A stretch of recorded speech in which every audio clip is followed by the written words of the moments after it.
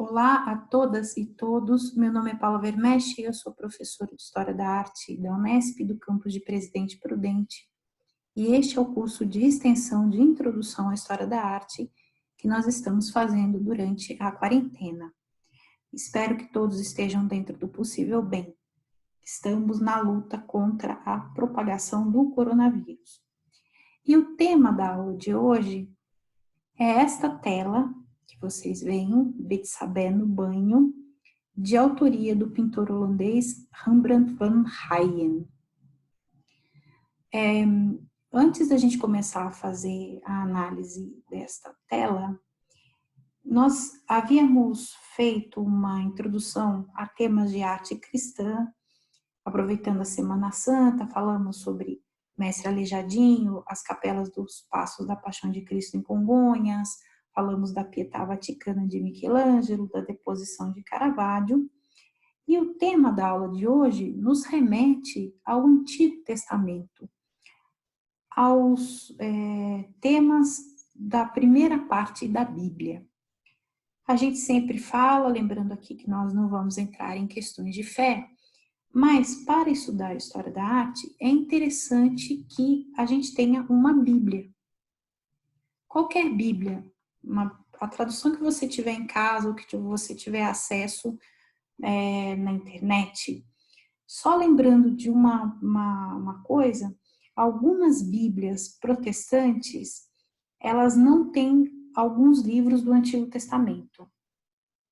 As Bíblias católicas e as edições judaicas do Antigo Testamento contêm alguns livros que, na tradição das igrejas protestantes, não são mais lidos ou não são mais estudados. Então, se você for atrás de uma Bíblia, procure uma Bíblia que seja de uma edição mais completa, como, por exemplo, a Bíblia de Jerusalém.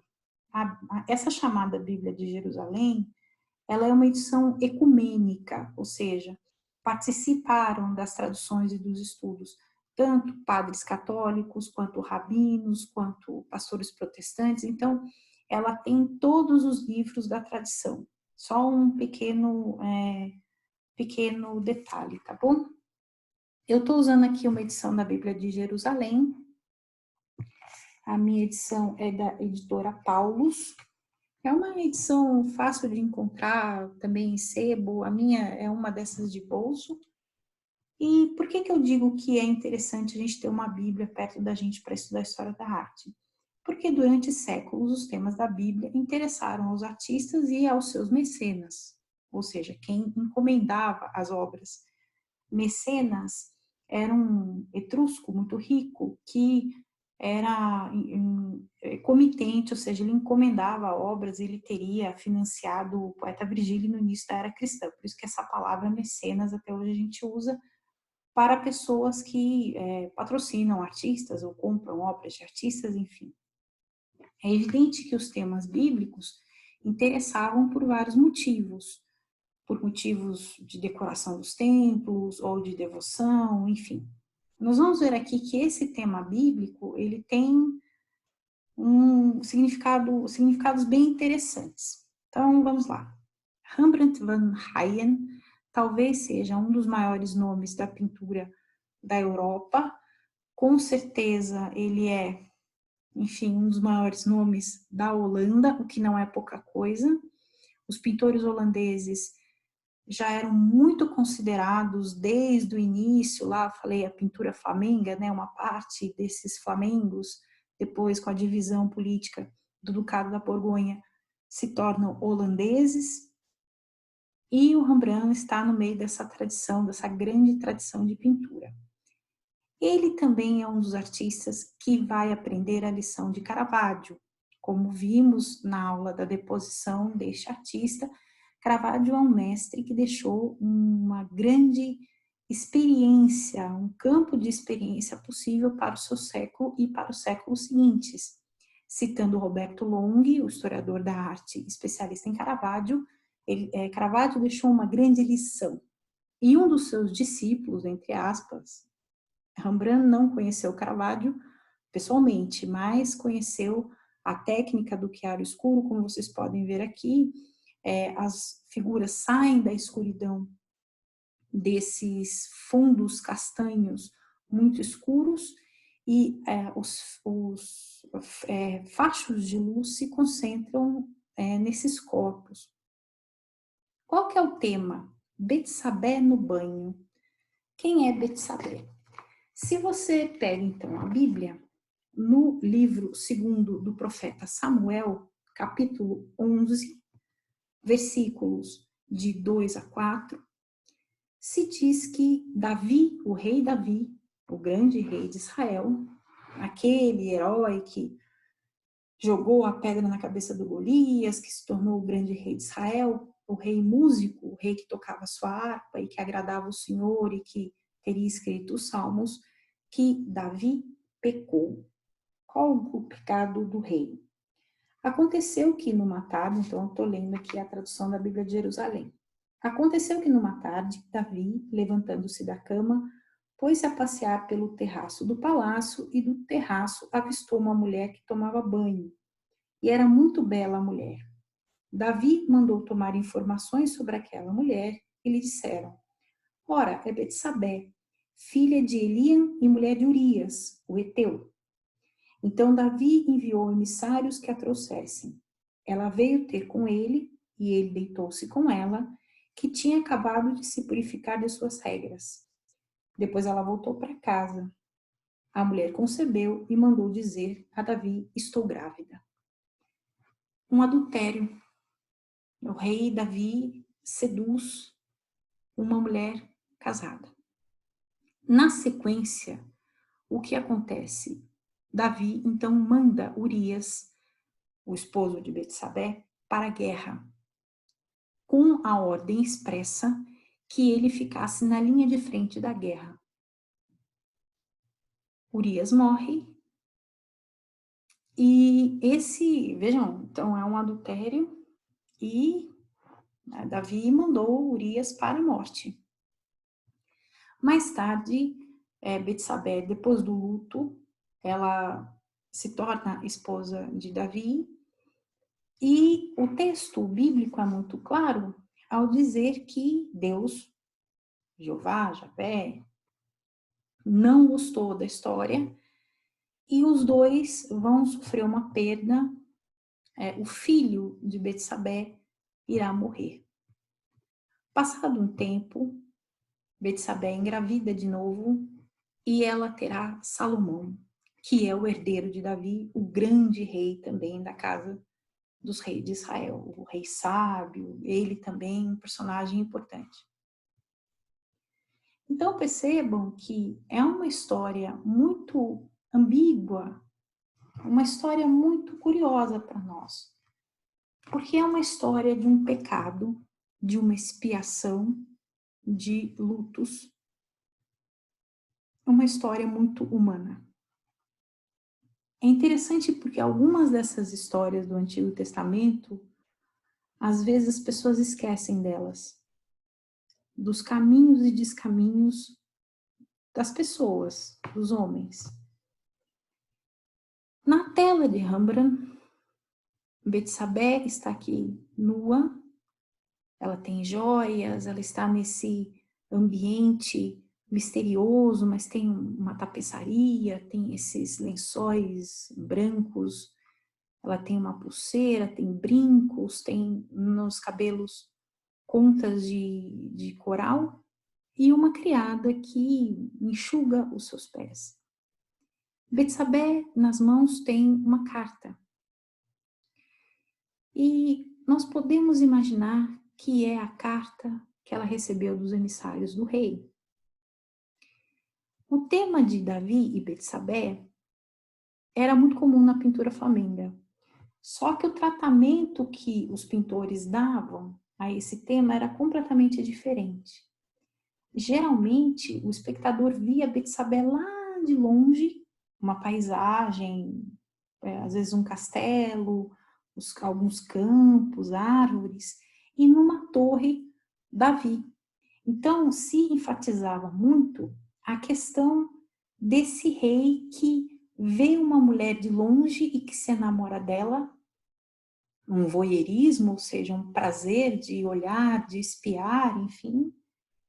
E a ambiguidade da cena ficava sempre evidenciada porque às vezes Betsabé olhava para o espectador ou olhava para o rei muito sedutora.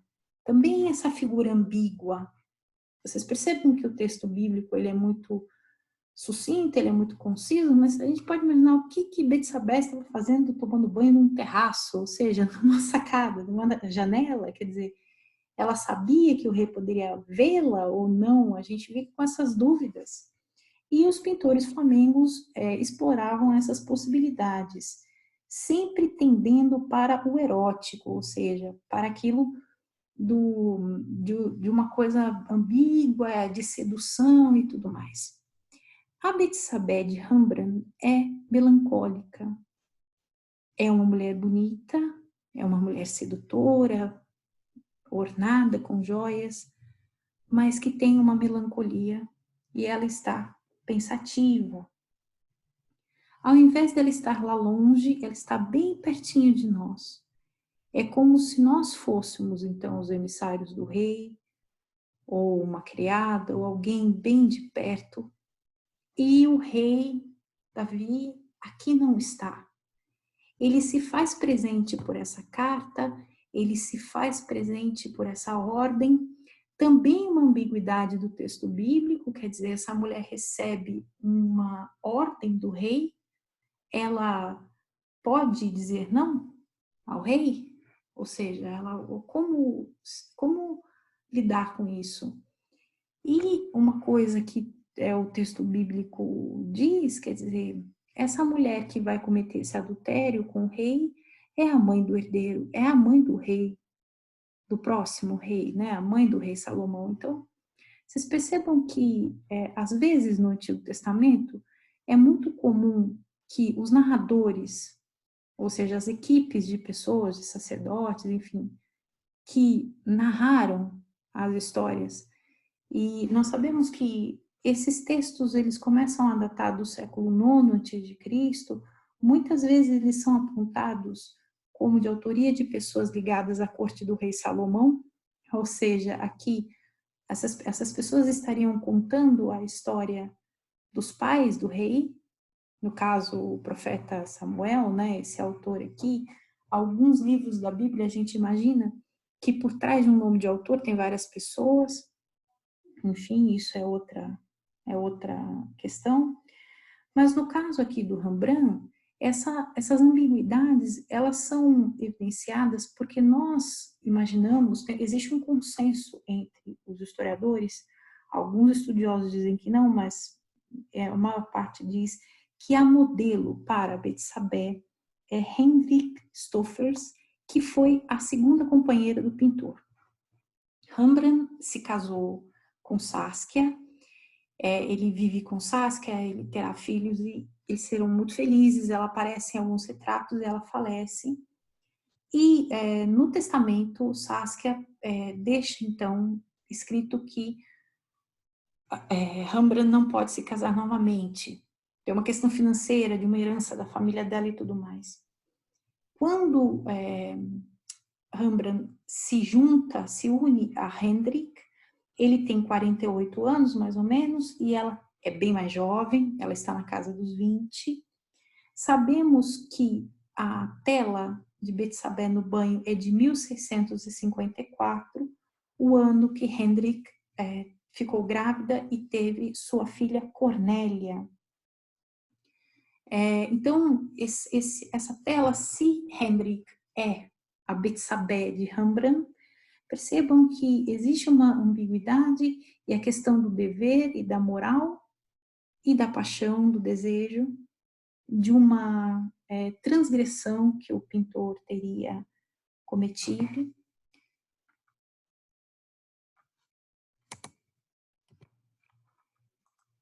Aqui, um pouco mais de perto, a tela é muito, muito bonita. O tema do nu feminino é um tema que Rembrandt percorreu durante toda a sua trajetória.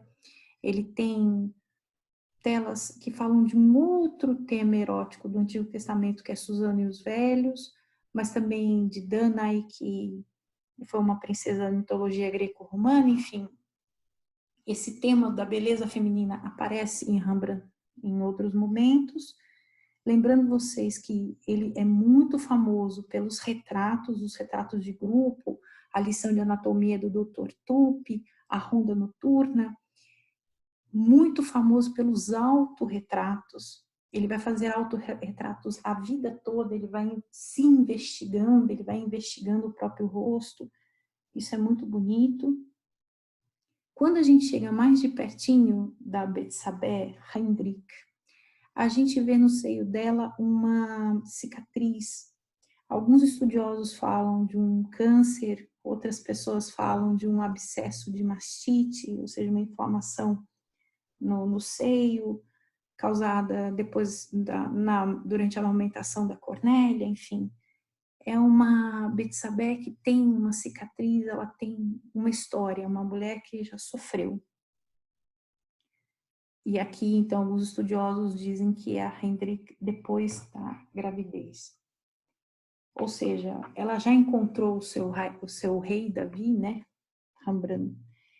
E isso dá para a gente assim, uma certa ternura pela tela, uma tela que está no Louvre, é muito famosa, uma das telas assim. O Rembrandt tem um catálogo de pinturas maravilhoso, também foi um grande nome na gravura, no desenho, enfim, é um mestre com M maiúsculo.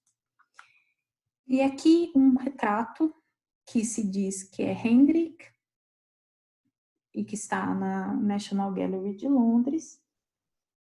E assim, a gente fica imaginando, né? Ele mais velho, quase na casa dos 50 anos, ele se apaixona por essa moça, essa paixão e essa coabitação vai trazer um escândalo na igreja que eles frequentam, enfim. São muito misteriosos os caminhos do Senhor. Isso é uma coisa que aparece muito no Antigo Testamento. Às vezes, de erros, a sabedoria divina confirma os caminhos certos, né? Eu vou terminar a aula fazendo referência a uma música que hoje é muito famosa e muita gente pensa que é um hino religioso, mas não é, na origem, que é Hallelujah, que foi escrita em 1984 pelo compositor Leonard Cohen, que era canadense. Essa música ela foi regravada várias vezes, inclusive por cantores gospel, ela tem várias versões em várias línguas. E se você for, então, atrás da gravação do Leonard Cohen, da gravação original, e for estudar a letra dessa música faz menção a este passo no livro, no segundo livro do profeta Samuel, a história da paixão de Davi e Betsabé. O Cohen fala na música, ele se dirige à pessoa que está escutando e diz assim: você viu ela tomando banho no terraço e você se apaixonou, a beleza dela o ofuscou, e dos lábios dela surgiu uma palavra que é aleluia. Aleluia seria Deus seja louvado, ou louvemos ao Senhor, uma palavra em hebraico que estava ligada aos ritos da Páscoa, da Pessah, e que transmigrou para o cristianismo. Então, até hoje se diz aleluia também nos cultos cristãos, é uma expressão que ficou corrente, é uma expressão de cânticos de alegria, de graças, enfim. E na música do Cohen, ele retoma essa ambiguidade original da história de Davi, do rei que agradava o Senhor com as suas músicas, do autor dos salmos, e que também pecou e que também errou. E que nós, humanos, né, na música do Cohen, o amor, a paixão, o desejo, muitas vezes nos encaminham para erros, ou para faltas, ou para um pecado, enfim, mas que a misericórdia do Criador pode consertar depois as coisas. De fato, o filho de Betsabé, o rei Salomão, vai ser o rei que vai construir o grande templo de Jerusalém, e evidentemente errou, enfim, mas mais acertou do que errou na história do Antigo Testamento.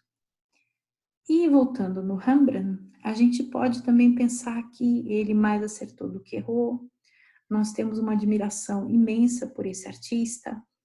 Ele é considerado um dos grandes discípulos, entre aspas, de Caravaggio, mas mais do que discípulo de Caravaggio, ele tem uma interpretação muito peculiar dos temas do Antigo e do Novo Testamento. Estudar os temas da Bíblia olhando para as telas do Rembrandt é um grande privilégio, assim como olhar para os seus retratos, autorretratos, enfim, tudo que ele fez. Indico a vocês muito a música do Cohen e as pinturas do Rembrandt. Espero que vocês estejam gostando do curso e até mais.